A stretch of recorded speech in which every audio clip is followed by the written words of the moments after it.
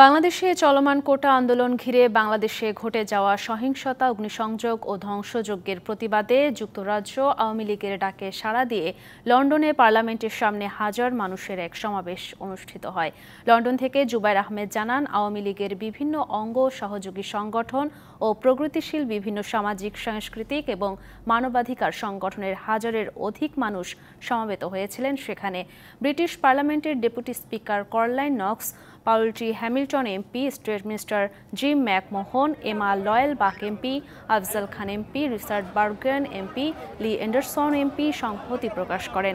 নেতৃবৃন্দ তাদের সাথে বাংলাদেশের চলমান ঘটনাবলী নিয়ে আলোচনা করেন এবং তাদের হাতে একটি স্মারকলিপি তুলে দেন। যুক্তরাজ্য আওয়ামী লীগের সভাপতি বীর মুক্তিযোদ্ধা সুলতান মাহমুদ শরীফের সভাপতিত্বে সমাবেশ পরিচালনা করেন সাধারণ সম্পাদক সৈয়দ সাজিদুর রহমান ফারুক। বক্তারা বলেন, আমরা বাংলাদেশের পাশে আছি সব সময়। মুক্তিযুদ্ধে পরাজিত শক্তি বারবার স্বাধীন বাংলাদেশের অস্তিত্বে আঘাত হানতে চেয়েছে, কিন্তু কখনো সফল হয়নি।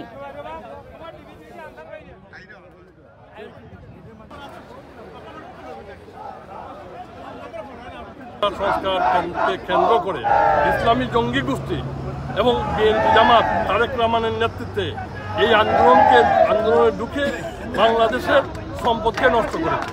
যে সন্ত্রাস হয়েছে, যে ধ্বংসলীলা হয়েছে, সেই ধ্বংসলীলা যে সমস্ত পাপিষ্ঠরা করেছে, তারা বিদেশি এজেন্ট, পাকিস্তানের এজেন্ট, রাজাকার আলবদরদের এজেন্ট, ধর্ম ব্যবসায়ী শয়তানরা এটা করেছে।